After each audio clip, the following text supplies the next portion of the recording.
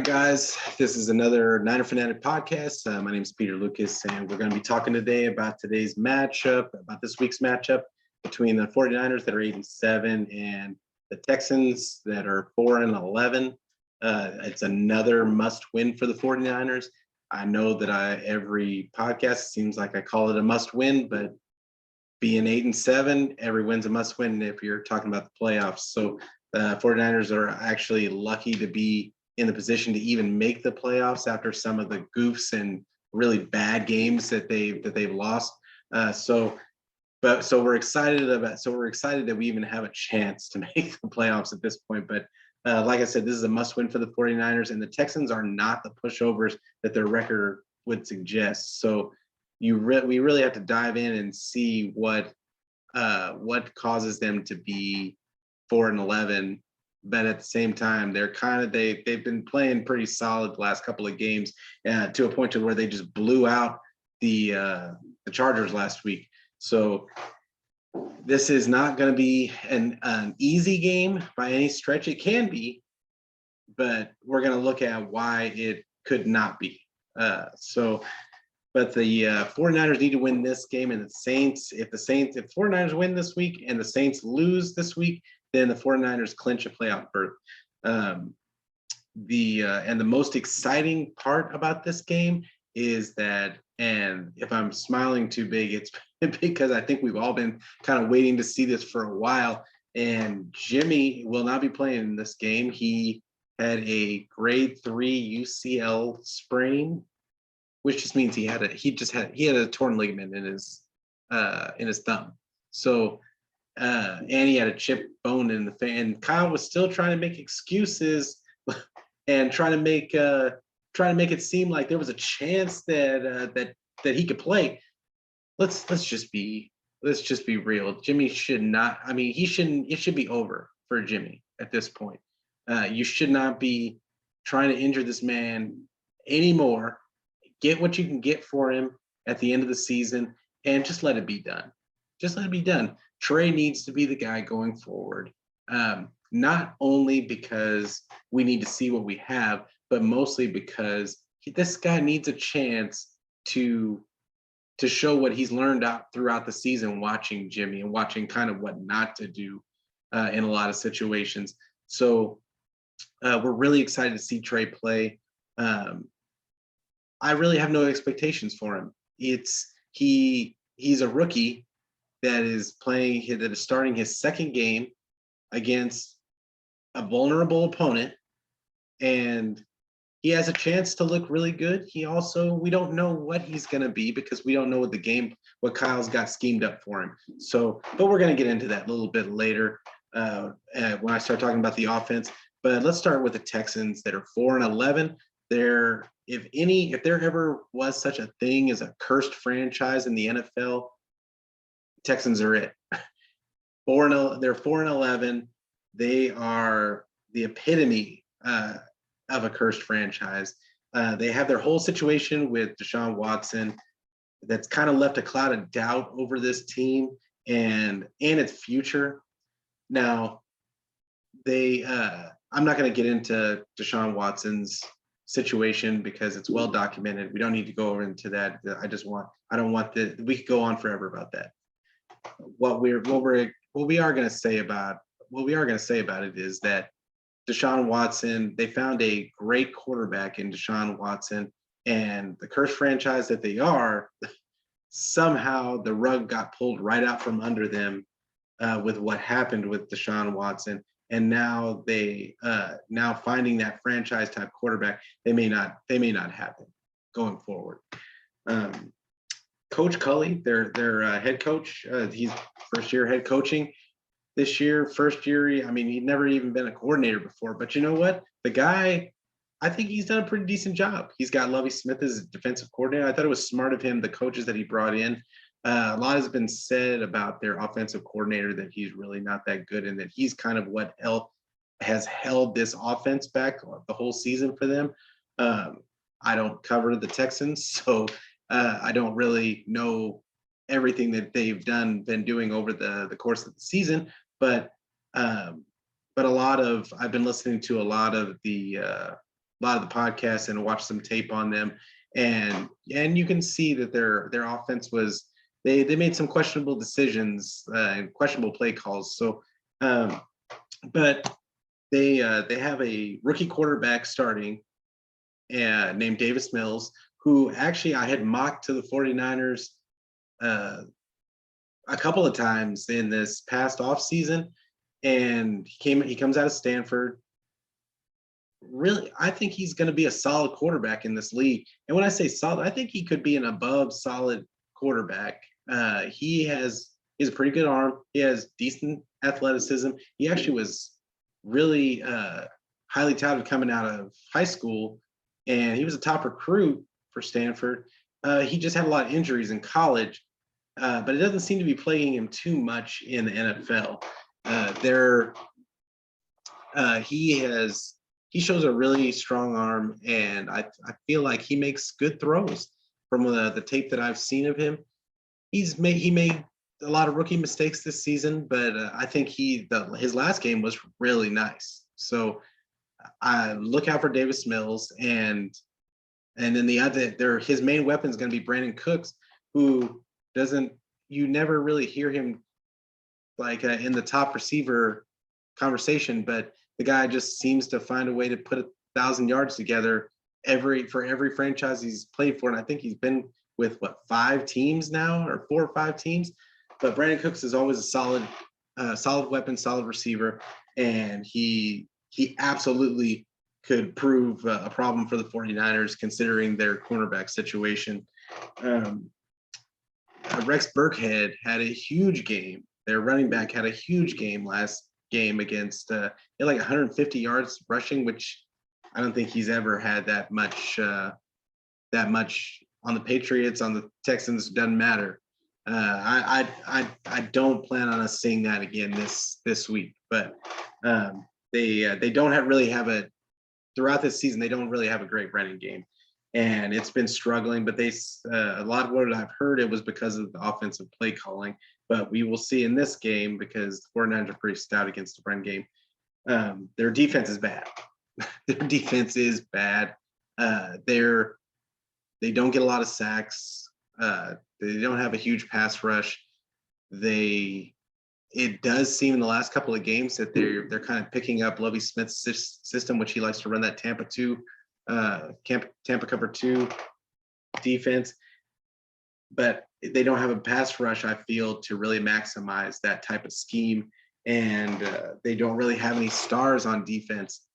So their defense just really isn't that good. And this is a perfect opportunity for Trey to really kind of get to face an NFL defense but it's almost like a kind of a vanilla scheme that they're running. So there couldn't have been a more perfect opponent for Trey's second start than the Texans.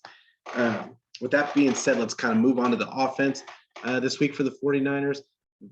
As I said earlier, Jimmy's got a thumb injury. Elijah Mitchell still questionable with a knee issue. We don't know if he's going to play, not going to play. But if he does, great. That would be even more of a security blanket for Trey.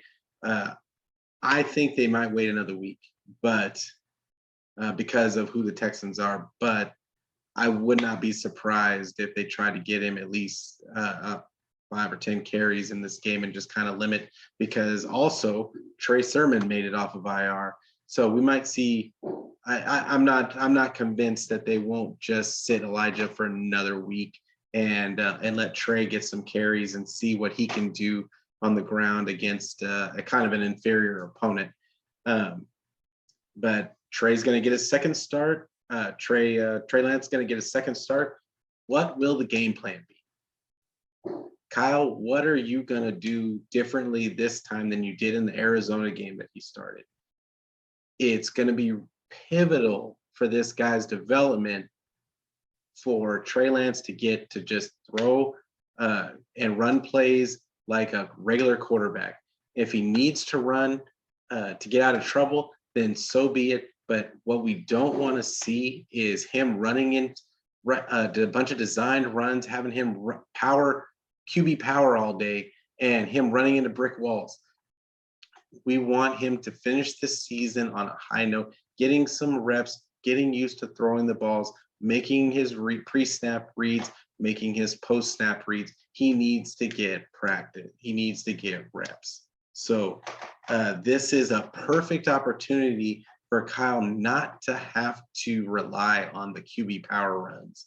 And I just really want to see Trey get, I want to see the game plan maximized and give Trey every opportunity to get the practice that he needs against, like we said, an inferior opponent. As bad as the Texans are on paper, do we see the 49ers running it 40 plus times and limiting Trey's mistakes to get the win? I would like to see them be let Trey throw the ball. I personally would like to see it. Are we going to see that? I would be more inclined to think that Kyle's going to run the ball 40 plus times because I just think that he really wants to ease Trey in. He didn't trust Jimmy for years and years and years. For the 5 years that he's been here, he really hasn't trusted Jimmy. So what do we think he's going to do with a rookie quarterback? I wish Kyle would just kind of let the kid blossom, but I'm more inclined to think that they're just going to run the ball, especially because the Texans' run defense is bad. It's bad. So, in my opinion, this offense needs to make a statement this week for Trey and the running game. So they need to dominate against an inferior opponent. That's what I want to see in this game. I want to see them dominate. I want to see not let the defense have to keep them in the game. It needs to be the offense comes out, hits the Texans in the mouth, and see how many times they can take shots to the mouth without folding. I want to see them run the ball. I'd like to see them run that 30, but because I want to see Trey at least get 25 passes in this game. I don't want to see him only passing the ball 19 to 20 times and him not getting a chance to make those pre-snap and post-snap reads. That's where his development needs to come, so that in these next games coming up, he can start anticipating his throws better. But Kyle needs to scheme this up to solidify Trey as the starter going forward. That's why I feel like they need to the offense needs to dominate, so that there's not even a question. We're not even looking at Jimmy. We want him to dominate, but it comes down to Kyle scheming it up that way. We know Kyle can scheme it up for anybody, and I would just like him to get those same open wide receivers that he gets for Jimmy. I want to see it for Trey. Which receivers is Trey going to build a rapport with? My money is on Ayuk. That's my money. Because Debo does a lot of his stuff underneath. He doesn't really go down, and he can go downfield, but I feel like Ayuk is going to be the beneficiary of Trey Lance's arm and his ability to throw to the boundaries. I think that he has an opportunity to really accentuating himself and open up a whole new realm of this 49er offense. Because if we can get somebody other than Debo and Kittle to blossom and get open and actually get them the ball, it really bodes well for them going into the playoffs. If they get to the playoffs, it bodes well for them going into the playoffs, because their offense has really been the one holding this team hostage and holding its development hostage. So, but I can guess, and I can do all this guessing about what we're going to see, but it's really up to Kyle. We never know. You can never tell what Kyle is going to do from week to week. And it's part of what makes Kyle great as a play caller. It's also what makes him maddeningly frustrating to watch when he doesn't call it right, or when we don't feel he calls it right. It's really frustrating when you feel like this is obviously what you should do, and it feels like Kyle almost does the exact opposite because he's trying to be smarter than the other, outsmart the other coach. Just play the numbers. Do what you do well. Do what you do well, and scheme these wide receivers open like you've been doing for Jimmy all year long. Now the defenses might catch up. Okay, that's when Trey's development comes in, and that's what he's going to have to learn when to make those pre-snap and post-snap reads. That's going to come, but you just scheme it up and let the young man cook. Okay, so that's kind of my take on the offense this week. Is I feel like they're just going to run the ball a lot, and I think it's going to be a heavy dose of. I think Trey Sermon's going to get a lot of. I think he's at least going to get 10 carries in this game, and Jeff Wilson. I think we're going to see a lot of Jeff Wilson. I just think that they're going to sit Elijah Mitchell for another week. I think that's probably the best thing for him. I think that he just needs time to be fresh for the playoffs. So if they can get to the playoffs, but this is not the game that they should be bringing him back for. I don't feel like their running game needs him. So as far as the 49er defense goes, we got Aziz, Greenlaw, Hufanga, Mo Hurst, and DJ Jones was questionable, but all those guys are going to be out. DJ Jones it looks like he's going to play. So it's quite a few guys on defense, quite a few key players on defense that are still hurt. And obviously we're missing Mosley and obviously Jason Barrett, who's out for the season, which really hurts us in the secondary. It's going to be really tough to guard these. What the Texans do have is they have these bigger wide receivers, plus they have Brandon Cooks that can take the top off of a defense, as well as he's great in the slot. He's really just a solid all around wide receiver, and like with him, and then you got Nico Collins and Conley. It's going to be they're with Davis Mills throwing better the last couple of games. The defense cannot sit back and just be on cruise control in this game. I mean, this team dropped 40 on San Diego, or it's not San Diego anymore, on the LA Chargers. And while they don't have the best defense and they were missing Joey Bosa, it's still, they dropped 40. So they're entirely capable. And with those bigger wide receivers, they could take advantage of Josh Norman and Ambry Thomas.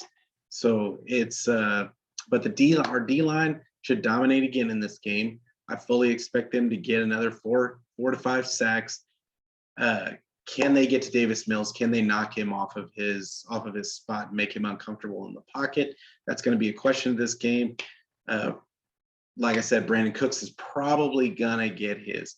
They're gonna line him up all over the place, and K1 is probably the only one that probably won't have that much trouble with him. But I mean, his speed is kind of K1 Williams' weakness. Like if he gets vertical on him, it could just be tough sledding all the way around with Brandon Cooks. I fully expect him to get his. He's going to get at least 6-7 catches, and I don't even want to speculate on how many yards he's going to get. But we want to see more improvement from Ambry Thomas. We saw a lot of improvement every single week that he's played in the past few weeks. And last week he had 2 pass breakups, which we could have never even thought he would have had a pass breakup. All he did was catch the ball against him. But last game I felt he did a great job against A.J. Brown, especially for a rookie that hadn't played the year prior. So we want to see some more improvement and more development from Ambry Thomas. He has the size. I feel like he has the speed. He's starting to get into position, and now it's just about making plays for Ambry Thomas. I feel like they're going to keep trying him until he starts making plays and starts really challenging people at that catch point. the Texans running game, like I said before, I don't feel like it's going to be. I feel like it's going to be non-existent against our defense. Our defense has been really stout against the run. Fred Warner and Aziz had been kind of dominating. It doesn't look like we're going to have Aziz in this game. I believe he's out for this game, but we're still going to have Fred Warner and the other, and we're not going to have Greenlaw either. But they have Flanagan Foles, and they still have Marcel Harris, and who have been pretty decent in spot duties. So I don't think that this running game is their running game is going to be able to do anything against the 49ers defense. I fully expect DeMeco Ryans to continue to kind of excel with what he has around him and do the best he can with what he has. So, but like I said before, Texans have size, wide receiver, and in Conley and Collins. Nico Collins, I thought he was going to be solid coming out of college, even though he didn't get a lot of chances at Michigan, but because they don't really throw the ball. But the guy's 6'4", he's like 6'4", 220. I mean, and he's got speed. I just think that this guy if he's already flashed a couple. He got his first touchdown last week. I think this guy has a potential. I just don't want him to go off in this game. But I think that the 49ers we just want the 49ers to get through this game, and we want them the defense to get through this game without him popping off. But they do have the size advantage in this, and I really am interested to see where they line those two up. And can he take advantage of Josh Norman? Because I think that's who's probably going to guard him a majority of this game. But they also have a tight end in Brevin Jordan that Davis Mills has really come to build some confidence in. And so let's see what that becomes, because Brevin Jordan he's out of Miami, I believe. He's looked solid the last couple of weeks. And so they've got a few weapons, even though we say they're kind of devoid of talent. They've got some weapons that if they can put it all together and catch lightning in a bottle. I mean, like I said, they dropped 40 last week. So don't think that we're just going to come in here and the 49ers are just going to come in there and dominate. It's entirely possible that this becomes a shootout. Hopefully that doesn't happen, because is Trey ready for a shootout? I don't know. But the final score I have for this game, I'm still predicting a mild blowout by the 49ers, because I feel that they are just too talented for this team. I feel like they're going to come out with a sense of urgency to get this game and get into the playoffs. I feel like Kyle is going to be intent on putting a game plan together to take advantage of Trey's strengths, and I think the 49ers are going to end up winning this game 30-14. I know that sounds like a lot. I think Vegas had the 49ers as a 13.5 point favorite. I just feel like it's going to be I feel it in my bones that it's probably going to be a lopsided victory. It just scares me that Trey Lance is starting for his second start. But so it's scary for me to predict that type of score, but I feel it in my bones. So, but the 49ers should and need to dominate in this game, even with the rookie QB in. The defense should dominate. The defensive line should dominate this offensive line, and the defense should dominate just even with their limitations at corner. Like I said, it could happen that they could catch lightning in a bottle, but I feel like DeMeco has done an outstanding job of preventing the big play, and I think that the defense can dominate in this game. But DeMeco's starting to demand expectations. We're starting to have expectations of DeMeco, even though he's limited and he's got all these injuries on the team, on the defense. We're still expecting him to hold teams at bay. So we want to see it continue. I'm not going to speak it into existence that he's not going to do it. So, but we want to see, like I said, we want to see Trey throw at least 25 times. He needs to have the same game plan as Jimmy. Ayuk, I want to see him be the star of this game with Trey in there. I think Trey's arm strength could be a factor and really unlock Ayuk's ability. I'm still expecting Kyle to run the ball 35 plus times, but I'm hoping only a few of those, maybe 5, are for Trey, are designed runs for Trey. So that's kind of my pregame report and trying to get you guys ready for this game on Sunday. I thank you guys for all your support. I really appreciate all the comments. I really appreciate all the feedback that I've gotten. This has been fun. Like, I really enjoy it. And so, yeah, thank you guys for listening, and thank you guys for watching. So, and all I got to say is let's get this win and go 49ers.